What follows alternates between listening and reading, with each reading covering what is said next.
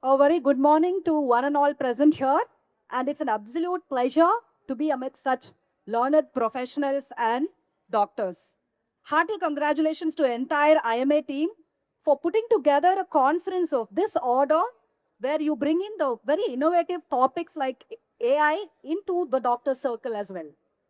So, doctors, before we just delve into what AI can do for our medical community, I'll just give you a small detour on my own journey. So, just like all of you, I'm a doctor too. I'm not a technologist, nor a coder, nor very heavy on the tech side. I'm a maxillofacial physician with around publications, doing patients, seeing clinicians almost every day. But the twist is that in 2007, Dr. Jagdish and I started BotCode, which was India's first bot company. Two doctors, a surgeon and a dentist with zero experience in technology or zero experience in entrepreneurship. Believe me, what happened after that, I'm grateful that we had started and we did services for companies across US, China, and at least across 4 verticals in the next 18 years as doctors. So, on an independent note, my personal journey has also been pretty much interesting. So, I have started a tech platform called School Skies that ran across close to 100 schools in the Indian market. And the gratifying thing is during COVID, நம்மளுக்கெல்லாம் ஞாபகம் இருக்கு ஸ்கூல்லாம் close பண்ணிட்டாங்க பசங்களாம் வீட்டில் ஜாலியாக உட்காந்துருந்தாங்க அப்போ வந்து there was a villain, no? We were that. We, we automated everything on digital. We got in close to 2 million students started studying through digital first approach. We integrated with Microsoft, and all of this was extremely gratifying journey covered by almost all major dailies and newspapers. So why am I telling all this is because right now we are building something called Health Pilot AI. So it's been a vision to do something in healthcare with the tech and entrepreneurial knowledge that we've always had. I've spoken to close to 250, 300 doctors, attended around 5 conferences in the last 8 to 1 year, and gathered what will work in the Indian scenario and what will not work. And that's something that I'm going to share with you. And there could be mistakes, there could be, things that I would like to have your feedback on that as well. Now, the big question is throughout our journey, if you see, tech has been a common thread that has helped us amplify whatever we have done, improve the impact. Now, as doctors, what do you think? They said LLMs, they said all this. But what is in it for me? That's a big question that you have to ask for yourself. Am I right or wrong? It could be anything. I mean, half of you would have understood half the things you would not have understood. But now, what is it in for me, and how can I use this meaningfully, maybe in my daily life or in my daily practice, and how can I use it profitably? So, this is the search that I am in for, and any feedback, any input from any of your doctors means a lot to me. So, when you ask through my experience in the last 2 years or 1 year that I've been exploring many clinics, what I see three major areas where doctors can very ably use technology is one is for, I'm just putting together an index where you can think of three areas where you can use AI very clearly. And what is your strategy? Suppose you are a 2 doctor clinic. Suppose you are a 20-bed hospital. Suppose you are a 50+ bed hospital. What is the difference? Like someone was saying, some doctor was saying that we should spend 5 lakhs. May not be. For a 2-bed hospital, we can ably use AI just for 30 to 40,000 per year. So we can use simple tools like voice scribe, prescription scribe, and improve your efficiency. And then I'll also talk about what is the models that we are building and what are the clinical real life journeys that I have seen so far. I wanted to give a live demo of how to use a voice prescription, but the internet is down here. So I'll probably, it will be a Health Pilot stall. You can come out to take that thing.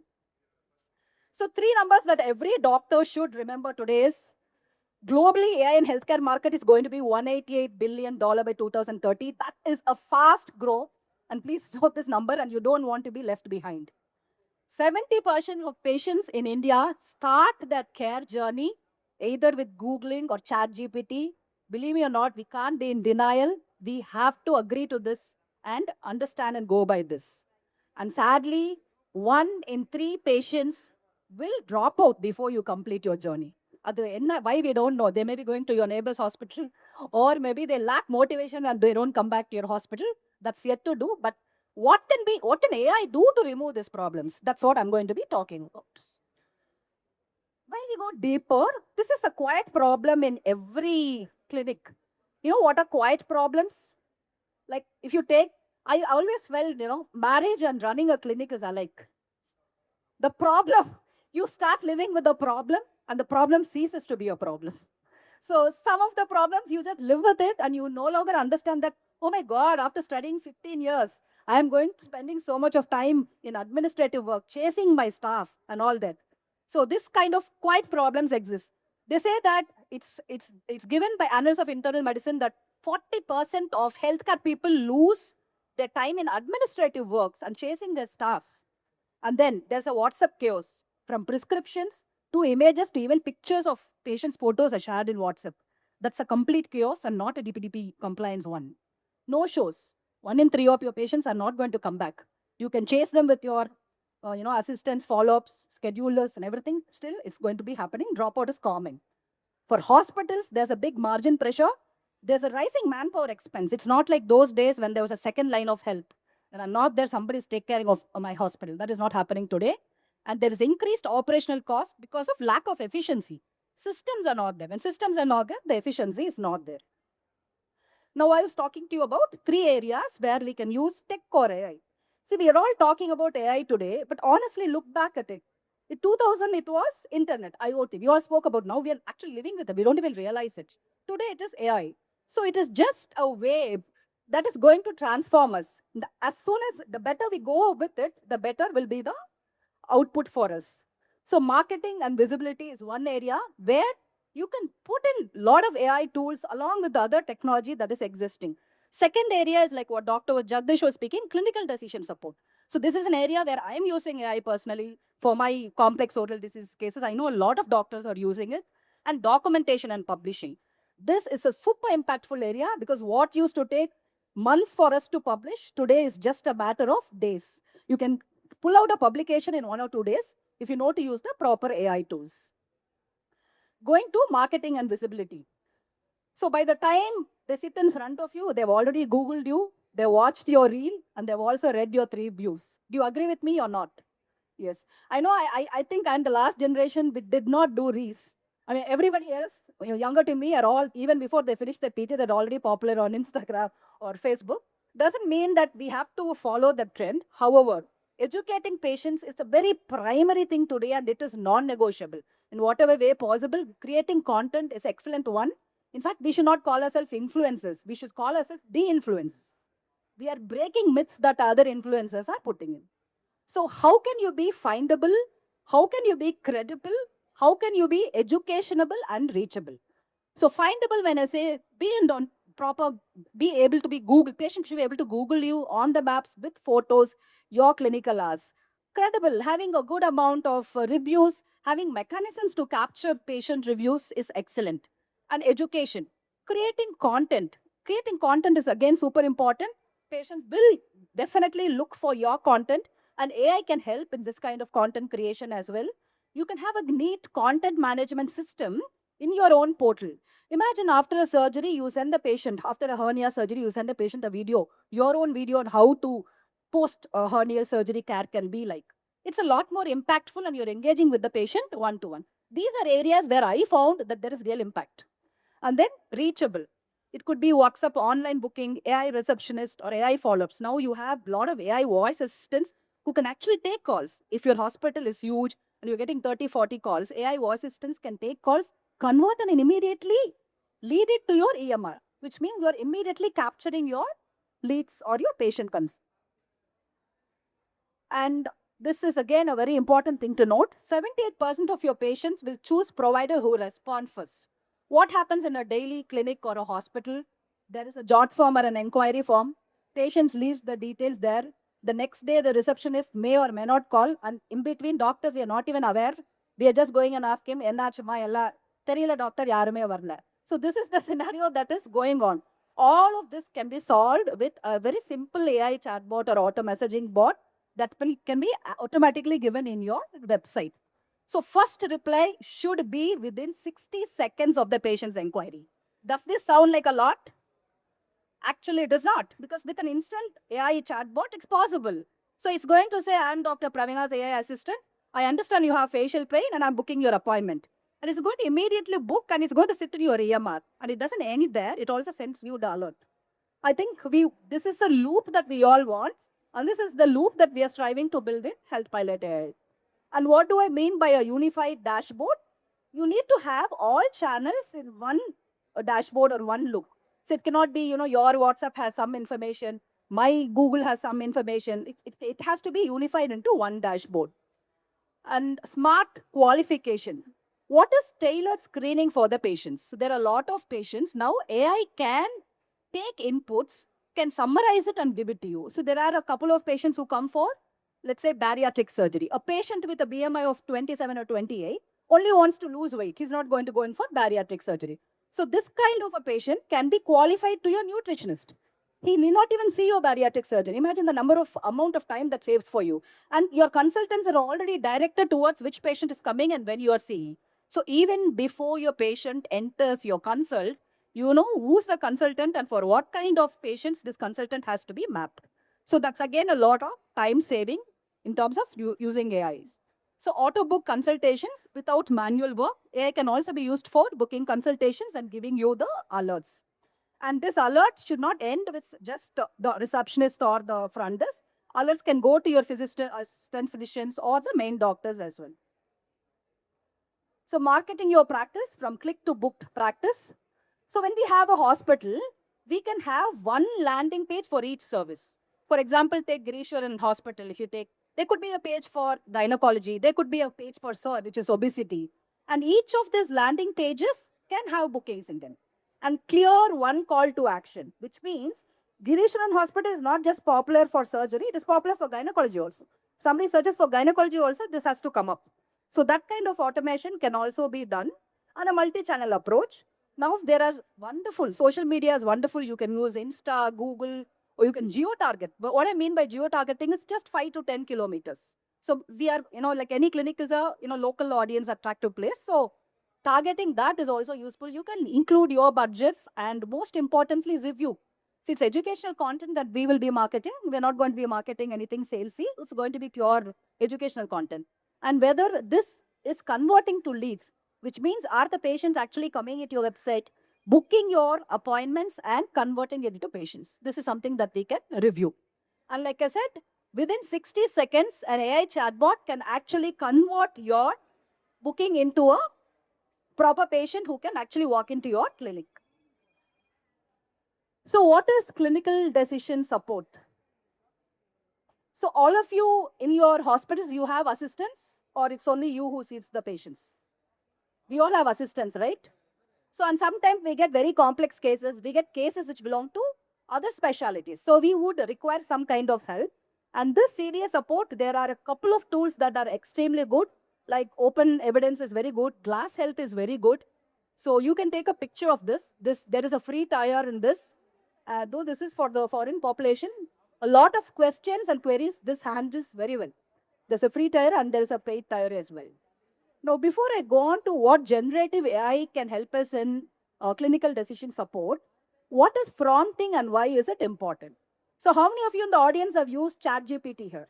That's the basic one that we use from our household course to everything. So that's a Gen AI. So now we don't even call it ChatGPT, it's a Gen AI tool. So if you look at prompting, please understand that the AI tool is not a search engine. So you can't go and tell it, give me the treatment plan for facial diseases. It doesn't give you a proper output. So AI is always garbage in, garbage out. So it's how you prompt it, that's what is going to, the answer is going to be. Now let me give you a small framework that's called ROLE, R-O-L-E. For example, asking for treatment for facial diseases. Give AI a role. Say, tell it that you are an oral physician in a tier 2 city. Oh, give it an objective. Give me a differential diagnosis of a 50-year-old female patient with right facial pain. L, give it a limitation. Not all patients are going to afford high-end treatments. The patient cannot afford expensive or invasive treatment. Now, expected outcome E. Please give me the first line of drug that I can immediately prescribe for this patient. And it gives you an output that is 10x better than just asking it, give me treatment for facial pain. This applies for any model that you use, any GenAI model, be ChatGPT or Glass Health. So when you prompt it properly, it gives you the proper output. Another area, I'm coming to the third area where today doctors are using AI very successfully. So I've been a professor and I've headed at the Mada Dental College and at Delhi. For a professor, to become a professor, you need like 60, 70 publications bare minimum. And it happens in all the academic institutions. We run behind it for years and years. So I used to take 3 months to just get a publication out. To Scopus index it, another maybe 4 months if it's a Scopus index publication. Today, honestly, I submitted a couple of reviews to Innovictus and major journals, and it takes me a day or two. So that is a beautiful area where anybody can use AI. What I do is I use the tool Perplexity. I use the tool Notebook LM.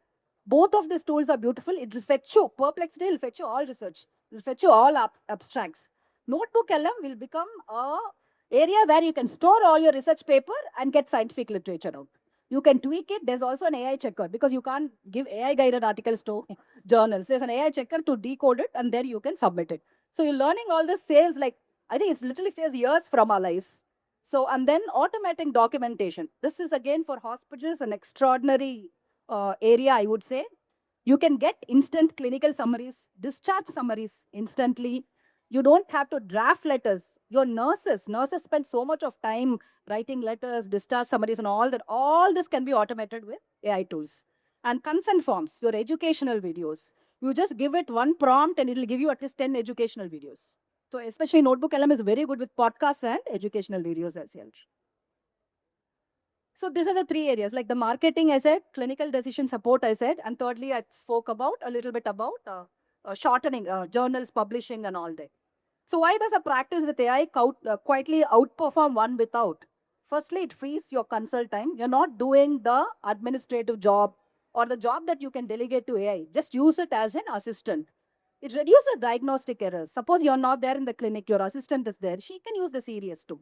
So we can say that, no, I am good with diagnosis and it's not a problem. But imagine you're able to scale your practice because it learns. In your clinic, the Sirius tool learns and it gives you the kind of diagnosis that you will do as a doctor even when you are not there. That is an advantage.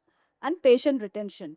When you can capture a patient within 60 seconds and when you can follow up with the patient. If I was a patient, I would love to go to a hospital like that. So patient retention is definitely increased by almost 2x. And patient satisfaction is also increased by 25% because you're engaging with the patient. I'm going to go through this very quickly. So when you say AI strategy or playbook for what is useful for a small clinic, what is useful for a mid-sized clinic, and what is useful for a 50-bed or a larger clinic. So when you look at solo clinics, just a laptop voice scribe with follow-up on WhatsApp, having a proper Google profile with verified reviews, AI with inbuilt teleconsult can be rolled out in just a weekend. You don't have to spend lakhs. You don't have to go behind. Actually, you can do it yourselves. Maybe we can help you to some extent, but this is the easiest way to start. And when you look at little 20-bed hospital, maybe you'll have to standardize the voice scribe for SOAP notes because there are like 5 specialties or 8 specialties. So for analytics, you need to standardize what you're capturing on the voice air. And then you can start AI pre-read for X-rays. Let's say yours is a hospital which sees hundreds of X-rays or hundreds of CTs. AI can flag off, can give you the alert and your clinician can sign off. So that reduces time to a large extent.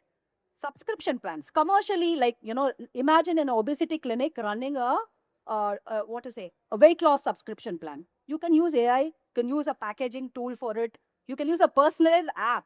So instead of just being, one-time doctor, you engage with them in a subscription kind of a digital way. Multi-doctor SEO. So all of your doctors can be visible online. So we can do the multi-doctor SEO as well, be it your gynec or different departments. So all of them should be visible online as well. And governance should be a single platform that connects all operations. It cannot be in silos. So the system should talk to each other and it should be integrated. When you take a larger hospital, maybe things like medical tourism, AI intake in patient languages. So if you're reaching out to say Africa or something, some other countries where patients can actually put in their queries in their own language and your hospital is actually answering that immediately and booking the teleconsult within the next 1 to 2 minutes. I think that's fantastic ROI for any hospital. And diagnostics, you can expand it to even the AI speech, AI text modality and everything can be possible. Scaling imaging AI. Instead of using just for X-rays, you can start using for pathology slides, CTs. All of this you can use pre-reads where AI can help you and the doctors can sign off. And how do you target high-value patient segments, especially elective treatments? When you take treatments like implants, bariatric surgeries and all that, AI can help in triaging. So when the patient inputs it, you know, these are the kind of patients who are coming for elective surgeries or elective procedures, and that could be, you know, properly captured by AI and given to your front desk or the doctor as well. So when you take a large hospital, a governance board is important. Like Dr. Jagdish was saying, ABDM compliance could be important, and interoperability. FHIR means all your systems should be interoperable so that tomorrow, even if you're connecting with some new software, it should be able to integrate. So I'm going to quickly go through this and looking at all the chaos here. So why we built what we built at HealthPalette AI is to bring in practical solution that is possible for the Indian doctors. And in this, we think these are the couple of things that are extremely useful for doctors. It is an AI patient agent which answers questions immediately. A telemedicine portal, so you don't have to do your WhatsApp call or Google calls. It's a picture-in-picture mode that the telemedicine can also capture notes. A smart record and summary where I, as a doctor, can see everything that the patient is about the vitals, anthropometry, everything in one board. Having a proper engagement engine and routing your orders back to your pharmacy and having a clinical dashboard. This is also extremely useful, especially it gives you analytics on revenue, the number of cases that go for surgery, number of cases that go for, you know, whatever other procedures and all that. It gives you the analytics of your hospitals. I have this 3 or 4, like we've done for a couple of clinics, and these 3 are very interesting real life clinical journeys that I would want to share with you. One is Apollo Barrows, where, you know, the problem was it was an obesity clinic and patients dropout is very high because engagement is high in specialties like obesity. Other is the holistic well center and the gynecology center. Other is a pediatric center. So if you take Apollo Barrows, their biggest problem was scattered patient records. So we did the centralized documentation storage and we did the patient 360 for them. We put in a smart AI follow-up and we also gave each of the patients a personalized app, which the doctor gives the app. And we found that the retention will be increasing almost by 20%. So if you take wellness centers like Anprana, Integrative Fertility and Fully Coordinated Center, here entering the clinical data was a challenge. So we are trying to implement the voice AI here and give text boxes so entering clinical data is easy for them.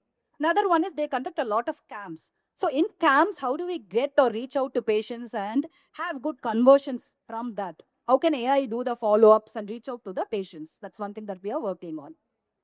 So VCare is a pediatric, basically a pediatric clinic. And pediatric, we all know the biggest problem is following the vaccination schedule.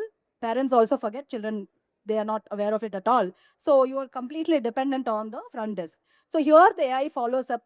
It also fixes teleconsults after the treatment is done and the vaccination schedules for sending reminders to the patient. That is a huge value add here.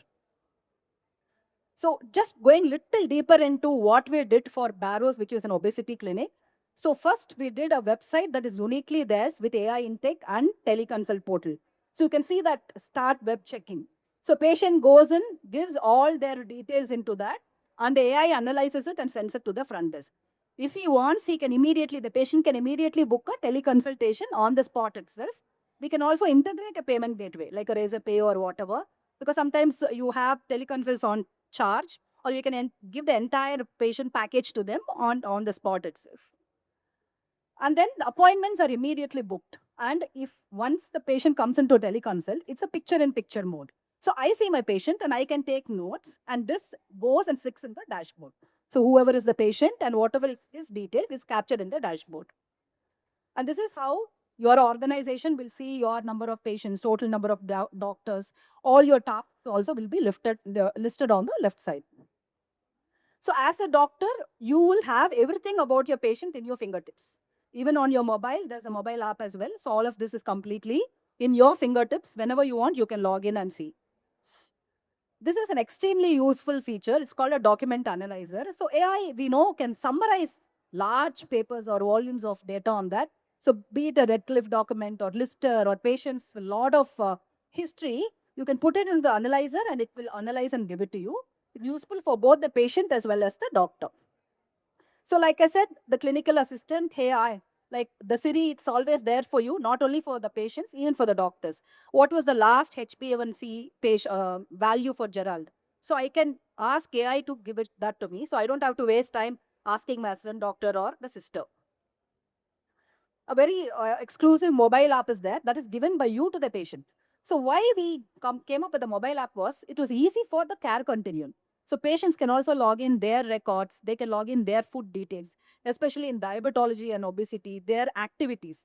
Something like the Healthify Me, but the Healthify Me from your clinic to the patient. Last few minutes, madam. Okay. So ambient AI, I think all of them have spoken about this. But one difference is that, AI voice scribe is very useful because doctors don't want to write. Our handwriting is anyway bad. And so that is really working very well in most clinics. I'm not going to repeat about that. So key benefits for using AI for clinics or hospitals would be definite increased scale and revenue, reduce patient dropout because of continuous follow-ups through AI. And another area is better clinical outcomes because you're using CDS supports and other things as well. So this, I wanted to give the demo, but I think here there is no internet. So I would still say the interesting part of AI voice assistant is once it converts it into text, the text has to go to the patient. Your prescriptions can also go after the scribing, it can go instantly and get into the EHR integration. It can also be sent to the patient through WhatsApp as well. So there again, the loop is fully closed. So this is how once you give a voice AI prescription, WhatsApp delivery of the prescription is to the patient this way. It's just a screenshot here. Okay. So I love to get your feedback on what works for you, or if anybody is using AI in your clinics, we love to understand what are your challenges. So you can probably take this QR code and leave your interest here. We'll have a team to do audit for your clinics or hospitals. We'll check out what will work for you in your scenario, just like Barrows or WeCare. What is your specific challenge for your hospitals? And we can scan this. If it's a small clinic, you can straight away takes the free health trial account.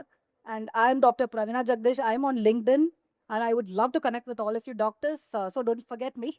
So stay in touch, and we'll keep in touch with you. Thank you so much for this wonderful opportunity. Thank you, madam, Thank you so for much. your wonderful presentation. Very useful. But what are maybe the AI tools we use? How to use and the prompt, as you said, in the what the prompt what we give, and also questions what we pose, and also the contents in the inputs what you give for the essential for the output what we get. So human intelligence plays a major role. We wrote to tune our human intelligence more than the AI. Yeah, it's What's always a your human opinion? in the loop. So AI is more of an assistant for us. Already we have been becoming a slave for all these AI tools, and the future is Future is man with the machine. So it's not the machine alone or the man alone. It's definitely the man with the machine, and I think we're all equipped for that. even for the all the Man with the machine. man with the machine is important now. Yeah. Thank you so much, sir. Questions, sir? Friends, uh, this particular talk was must be very useful because he had divided all the tools specific to small hospital, medium hospital, bigger hospital. Particularly if any one of you can use this voice script. Now it's a very easy, very simple tool, simple AI tool. They can be useful in a clinic and a hospital so that you can talk with them and you can go step by step in implementing other tools. I would like to inform you there is a government move to introduce one AI-powered technology for all the insurance empaneled hospital. That is a National Health Claims Exchange that developed by National Health Authority, NHA. We had a meeting. Government wanted to bring it as a mandatory one for all hospitals to use this software when you use insurance patients, insurance empanelment also. We put a check that this is needs lots of training, it needs cost involvement, so many things. So the government is trying to bring out a cost-effective tool for insurance. This particular software or AI tool It'll capture all the contents of the case sheet about the treatment of the insured patient. And when you say discharge, it will bring out the discharge summary, claim settlement in another 5 to 10 minutes set. So the patient need not wait for the hospital to discharge. It will make everything clear and then make the patient go home on the same day of doctor telling discharge in the same time. So that is a wonderful AI tool, but it is costly now. And IMA is engaging in a dialogue with the government to bring the cost down so that it will be useful to the insurance company hospital and also to the patients. Thank you, ma'am.